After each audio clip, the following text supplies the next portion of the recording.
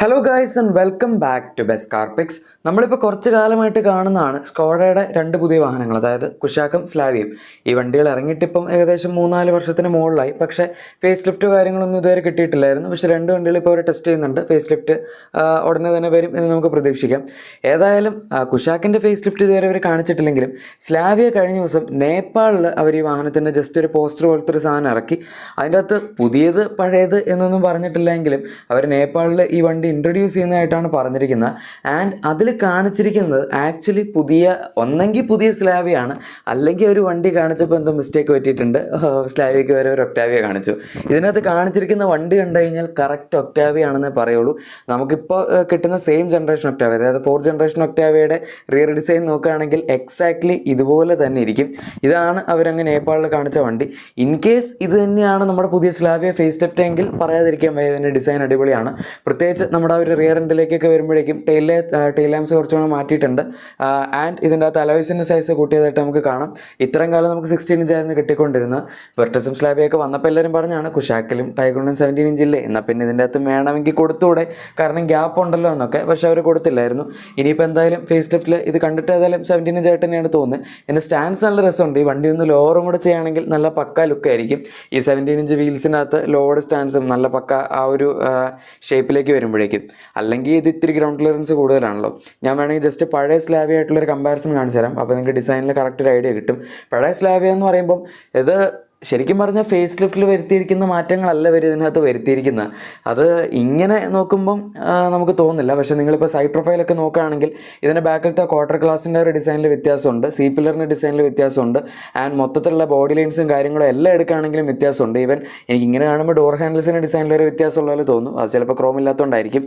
പക്ഷേ അദ്ദേഹം പറഞ്ഞ് ഇത് ഫേസ് ലിഫ്റ്റ് ആണ് എന്നുള്ളത് എനിക്ക് വിശ്വസിക്കാൻ പറ്റുന്നില്ല. ശരിക്കും ഇത് തന്നെയാണ് വണ്ടി എങ്കിൽ. പിന്നെ ടെയിൽ ലാംപ്സിൻ്റെ ഡിസൈൻ നിങ്ങൾക്ക് അവിടെ കാണാം. നമുക്കിപ്പോൾ ഉള്ള സ്ലാവിയയിൽ ഒരു എന്താ പറയുന്നത് എൻഡിലത്തെ പോർഷനായിട്ട് ഇത്തിരി വലുതാണ്, ബൂട്ടിലേക്ക് വരുമ്പോഴേക്കും ഭയങ്കര ചെറുതാണ്. പക്ഷേ പുതിയ വണ്ടിയിലേക്ക് വരുമ്പോഴേക്കും ഈവൻ ആയിട്ടാണ് പോകുന്നത്. കറക്റ്റ് ഒക്ടാവിയയുടെ ടെയിൽ ലാംപ്സ് പോലെ തന്നെയുണ്ട്. പിന്നെ സ്കോഡയുടെ ലെറ്ററിങ്ങും പരിപാടികളൊക്കെ സെയിം ആണ്. താഴത്തെ ബമ്പറിൻ്റെ ഡിസൈനിൽ കുറച്ച് വ്യത്യാസം വന്നിട്ടുണ്ട്. പിന്നെ കുറച്ച് പുറത്തേക്ക് ഇങ്ങനെ ബാക്കിൽ തള്ളി നിൽക്കുന്നതിന് പകരം ഒരു ഇത്തിരി സ്ട്രെയിറ്റ് ആയിട്ട് നിൽക്കുന്ന രീതിയിലാണ് ഇപ്രാവശ്യം അവർ ഡിസൈൻ ചെയ്തിരിക്കുന്നത്. സ്ലാബ് നിങ്ങൾ ഇങ്ങനെ ബാക്കോട്ട് വരുമ്പോഴേക്കും, അതായത് താഴത്തേക്ക് വരുന്തോറും ബമ്പറിൻ്റെ ഒരു എൻഡെത്തുമ്പോഴേക്കും ഒരു ഇത്തിരി തള്ളി നിൽക്കുന്ന പോലെ തോന്നും. പക്ഷെ മറ്റേ വണ്ടിയിൽ അതില്ല, ശ്രദ്ധിച്ചൊക്കെ കാണാം. ഇനി ഇവരെങ്ങനെ ഈ വണ്ടി നേപ്പാളിൽ ആദ്യം ഇറക്കി എന്നുള്ളതാണ് ഞാൻ ആലോചിക്കുന്നത്. ശരിക്കും ഇന്ത്യയിലായിരുന്നില്ല ആദ്യം വരേണ്ടത്. കുറേ കാലമായിട്ട് ടെസ്റ്റ് ചെയ്തുകൊണ്ടിരിക്കുന്നതൊക്കെ ഇന്ത്യയിൽ തന്നെയാണ്. പക്ഷേ വണ്ടി ഇതുവരെ ഇവിടെ വന്നിട്ടില്ല. ഈവൻ കുശാക്ക് ആണെങ്കിൽ പോലും വന്നിട്ടില്ല. കുശാക്കും ടൈഗോണൊക്കെ അവർ നല്ല അടിപൊളിയായിട്ട് ടെസ്റ്റ് ചെയ്യുന്നുണ്ട് കുറച്ച് കാലമായിട്ട്. ബൈ ദ വേ അക്കാര്യം പറഞ്ഞപ്പോഴാണ് ഈ അടുത്ത് വന്ന ലേറ്റസ്റ്റ് കുശാക്കിൻ്റെ ഫേസ് ലിഫ്റ്റ് സ്പൈ ഷോട്ട്സിൻ്റെ അകത്ത് നമുക്ക് റൂഫിൽ ഒരു സാധനം കാണാം. കുറേ കാലമായിട്ട് എല്ലാവരും കംപ്ലയിൻറ്റ് ചെയ്തുകൊണ്ടിരുന്നൊരു സംഭവമാണ് സ്കോഡ പാനോറാമിക് സൺറൂഫ് കൊടുക്കുന്നില്ല, ഓർ ഫോക്സ്വാഗൻ പാനോറാമിക് സൺറൂഫ് കൊടുക്കുന്നില്ല എന്നുള്ളത്. അത് ഏതായാലും അവർ ഇപ്രാവശ്യം പരിഹരിച്ചിട്ടുണ്ട്. നമ്മുടെ പുതിയ ഫേസ് ലിഫ്റ്റ് വണ്ടിയിൽ റൂഫിൽ നോക്കുകയാണെങ്കിൽ പാനോറാമിക് സൺറൂഫ് കാണാം.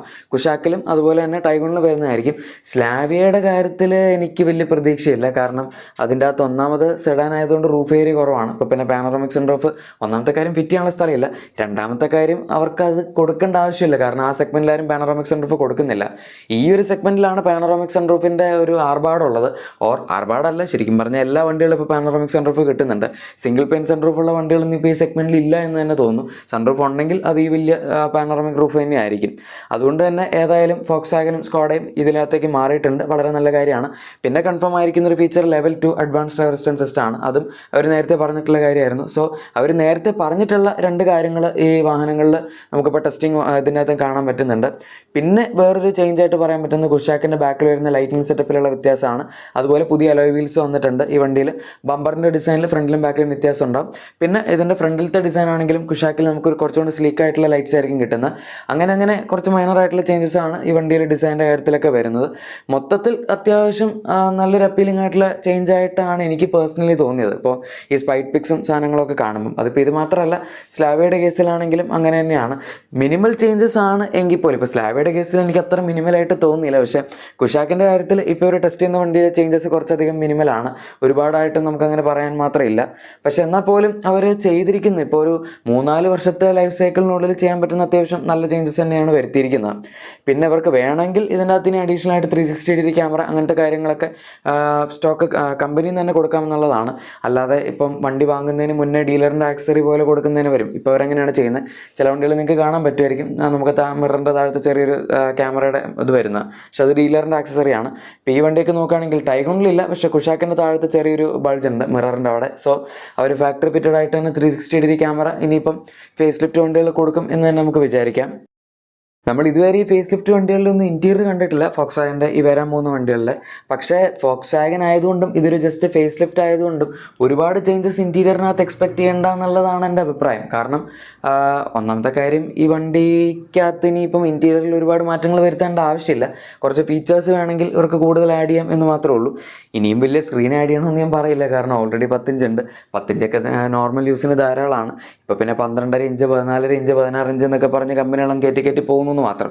പക്ഷെ കാണാൻ ഒരു ഡീസൻ്റ് അല്ലെങ്കിൽ നല്ല മാന്യമായിട്ടിരിക്കുന്ന എൻ്റെ അഭിപ്രായത്തിൽ 10 ഇഞ്ച് സ്ക്രീനൊക്കെയാണ്. അതിന് മുകളിലേക്ക് പോയി കഴിഞ്ഞാൽ ഒരു ഇത്തിരി ഓവറായിരിക്കും. പിന്നെ അതല്ലാതെ ഇവർക്ക് വേണമെങ്കിൽ കുറച്ച് സ്ഥലങ്ങളിലെ ക്വാളിറ്റി ഇമ്പ്രൂവ്മെൻറ്റ്സ് ഉറപ്പായിട്ടും വരുത്താം. ഇപ്പോൾ ഈ വണ്ടികളിലുള്ള റാറ്റ്ലിംഗ് ഇഷ്യൂസ് സോൾവ് ചെയ്യുക, അല്ലെങ്കിൽ റാറ്റിൽ ചെയ്യുന്ന മെറ്റീരിയൽസ് കണ്ടുപിടിച്ച് അതിൻ്റെ ക്വാളിറ്റി ഇമ്പ്രൂവ് ചെയ്യുക, അങ്ങനത്തെ കാര്യങ്ങളൊക്കെയാണ് ഇൻറ്റീരിയറിൽ വേണമെങ്കിൽ ഇവർക്ക് ചെയ്യാൻ പറ്റുന്നത്. അതൊക്കെ ചെയ്താൽ നല്ലതായിരുന്നു. കാരണം മൊത്തത്തിലുള്ള നമ്മുടെ ഒരു ഓവറോൾ ഓണർഷിപ്പ് എക്സ്പീരിയൻസ് കുറച്ചുകൂടെ ബെറ്റർ ആക്കുന്ന കാര്യങ്ങളാണത് ലോങ് ടേം യൂസിൽ. ഇനി ഇതിനൊക്കെ പുറമെ പവർ ട്രെയിൻ ഓപ്ഷൻസിൽ കുറച്ച് വ്യത്യാസം വരുന്നതായിട്ട് പറഞ്ഞിട്ടുണ്ടായിരുന്നു. എഞ്ചിൻ ഓപ്ഷൻസ് ആക്ച്വലി എല്ലാം സെയിം ആയിരിക്കും. 1 ലിറ്റർ TSI അതുപോലെ 1.5 TSI രണ്ട് എഞ്ചിൻ ഓപ്ഷൻസിൽ വ്യത്യാസമൊന്നുമില്ല. പവർ ഫിഗേഴ്സും സെയിം ആണ്. 115 PS അതുപോലെ 178 Nm ടോർക്കാണ് 1 ലിറ്ററിൽ വരുന്നത്.